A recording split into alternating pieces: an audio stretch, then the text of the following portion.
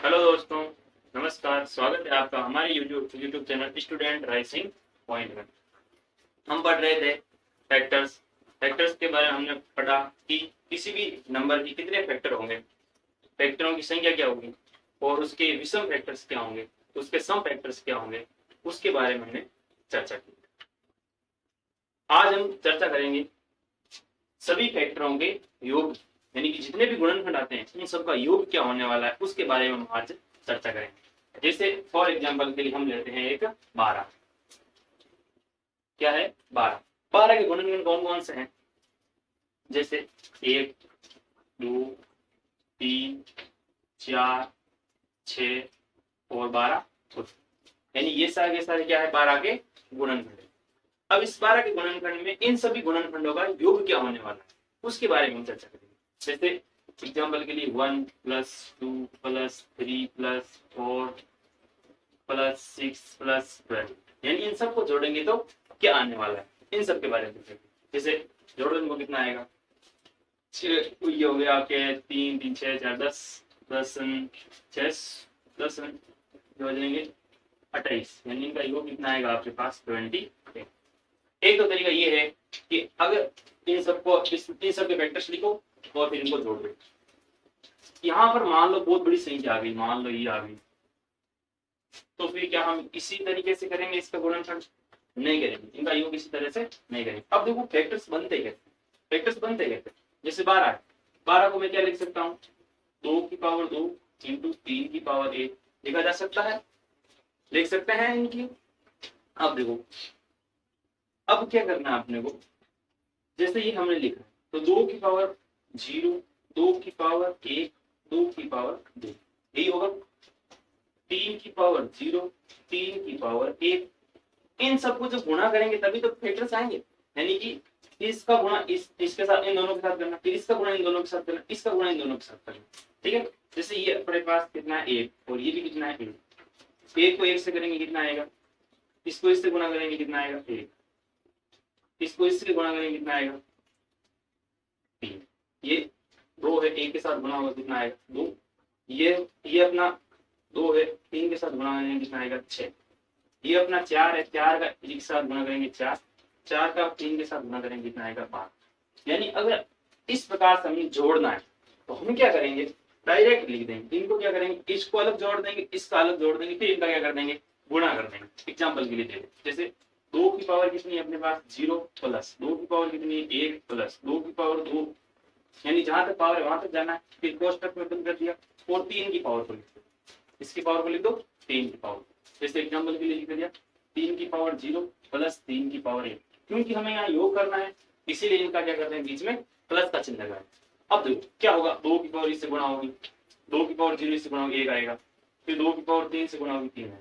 समझ रहे हो, इसी प्रकार इनकी जोड़ भी हो जाएगी और अपने आसान भी हो जाएगा। ठीक है, अब 2 की पावर 2 का मतलब कितना होता है 1, 2 की पावर 1 का मतलब 2, 2 की पावर 2 का मतलब 4, 3 की पावर 1 का मतलब 3, 3 की पावर 1, 3 की पावर 0 का मतलब 1, 3 की पावर 1 का मतलब 3। ठीक है, इनको जोड़ो कितना आएगा 4 और 2 6 और 1 7, इनको जोड़ो कितना आएगा 4, तो अपने पास कितना हो गया 7 चौकू 28। एक तो ये तरीका और एक ही तरीका, समझ रहे हो। अपने यही काम लगाए, बड़ी बड़ी संख्या आ जाएगी, उनका गुणनफल उनका योग उनके गुणनखंडों का योग कैसे निकालेंगे, वो इसी तरीके से निकाला जाएगा। चलो हम कुछ क्वेश्चनों को देखते हैं।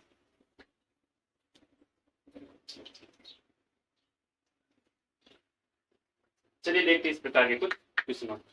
जैसे दिया हुआ है 19,600 के सभी गुणनखंडों का योग ज्ञात कीजिए। तो आपको ये दिख रहा है ये 196 है और ये 100 है, इसको लिख सकता हूँ 196 इंटू 100।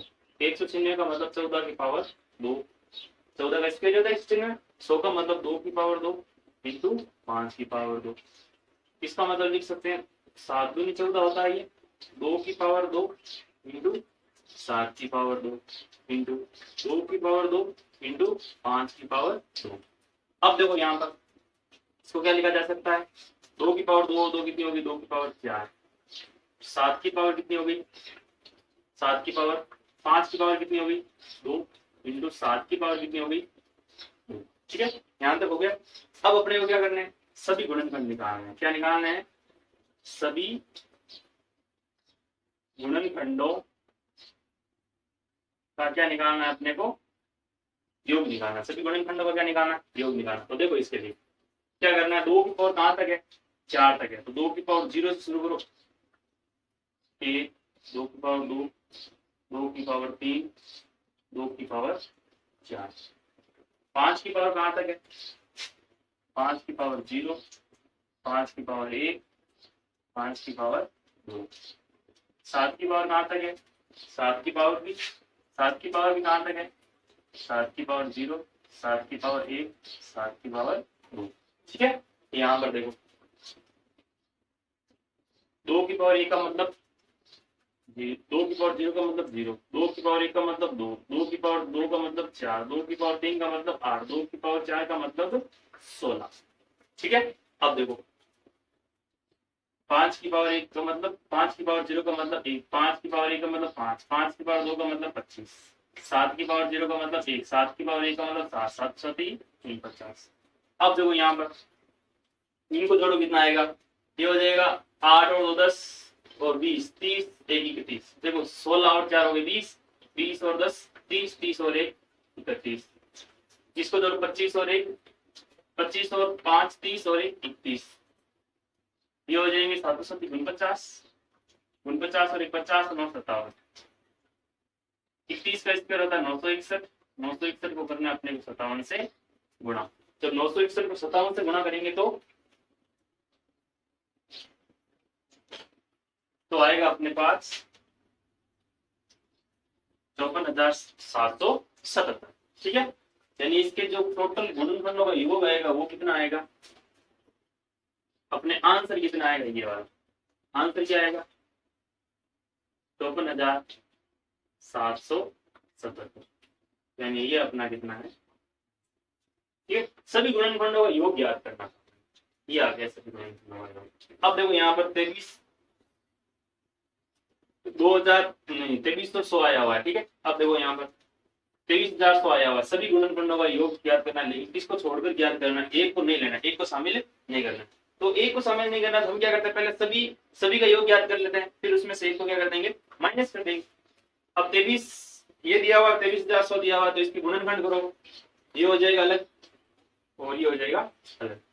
तो ये अपने क्या आ जाएगा, इसको लिख सकते हैं 231 इंटू में 100।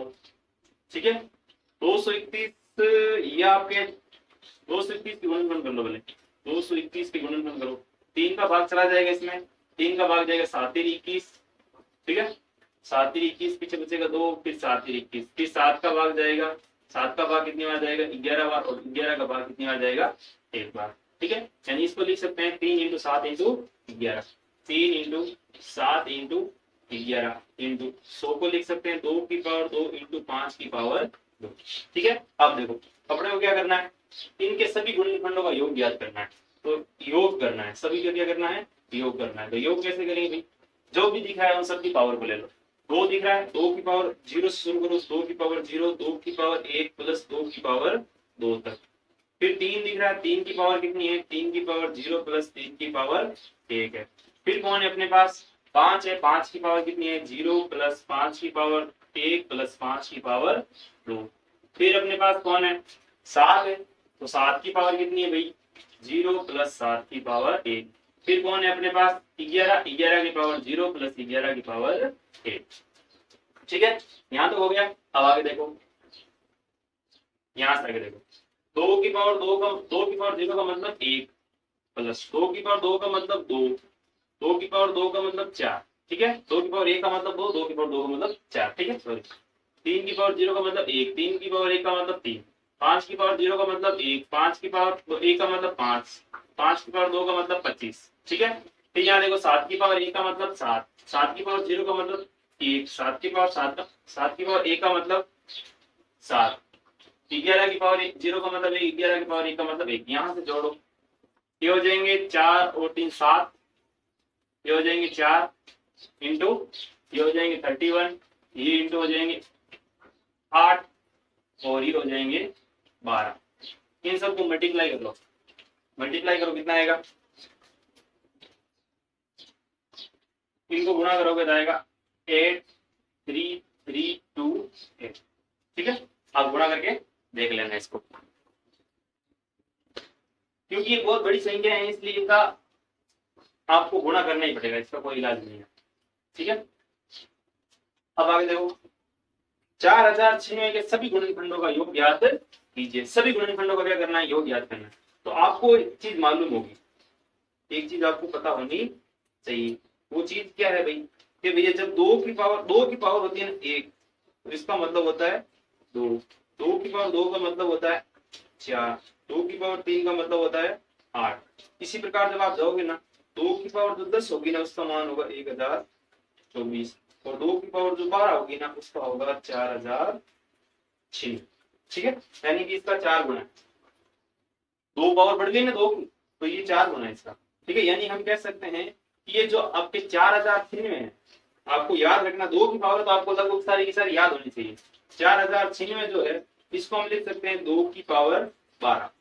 तो इसका मतलब और कोई पावर नहीं है, हमें सभी गुणनखंडों का क्या करना है, योग याद करना है। तो वही लिखेंगे, योग क्या आएगा इनका, योग आएगा आपके पास 2 की पावर 0, 2 की पावर 1, 2 की पावर 2, 2 की पावर 3, ऐसे ऐसे लगाकर कहां तक चलना आपको, 2 की पावर 12 तक चलना। 2 की पावर कहां तक चलना है, अगर आप इसको ध्यान से देखो, ये एक, इसका दुगुना 2, इसका दुगुना 4, समझ रहे हो ना। देखो यहाँ पर ये हो गया 1, 1 प्लस 2 प्लस 4 प्लस 8 प्लस ये हो जाएगा 16, यानी यहाँ तक 4096 तक। कहने का मतलब यहाँ देखो, यहाँ पर एक किसी निश्चित संख्या, यहाँ पर दो को गुणा करने पर एक, 2 को गुणा करने पर अगली संख्या मिल रही है आप, यानी कहने का मतलब एक आपने सही तक नहीं पढ़ी होगी, पढ़ा होगा आपने कि एक होती है आपके पास गुणोत्तर श्रेणी। कौन सी श्रेणी होती है, गुणोत्तर श्रेणी। गुणोत्तर श्रेणी में जो दो चीजें आपके पास इंपॉर्टेंट होती है, जैसे एक तो क्या है, एक तो प्रथम पद होता है, एक क्या होता है प्रथम पद, और एक होता है सार और अनुपात। क्या होता है, सार और अनुपात।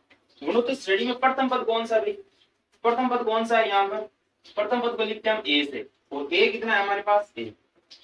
ठीक है, तो सार अनुपात, अनुपात का मतलब होता है दूसरे पद को पहले पद से भाग देकर देखो, यानी 2 में 1 का भाग देंगे कितनी बार जाएगा, 2 बार। यानी जो सार अनुपात आर है वो कितना है हमारे पास यहाँ पर 2 है। ठीक है, यानी कहने का मतलब गुणोत्तर श्रेणी कब प्राप्त होती है, जब एक किसी संख्या को निश्चित संख्या से गुणा करने पर प्राप्त होती रहती है। जैसे मान लो 3 है, 3 को 3 से गुणा करेंगे 9, 9 को 3 से गुणा करेंगे 27। इसी प्रकार ये चलती रहती है संख्या, यानी एक फिक्स संख्या से आगे गुणा होती रहती है, उसे हम बोलते हैं गुणोत्तर श्रेणी। और गुणोत्तर श्रेणी का जो योग का सूत्र होता है ना, योग का जो सूत्र होता है ना, वो होता है आपके, जो गुणोत्तर श्रेणी के योग का सूत्र होता है वो होता है आपके 1 माइनस ए की power r upon 1 minus r. ठीक है, ये वाला होता है।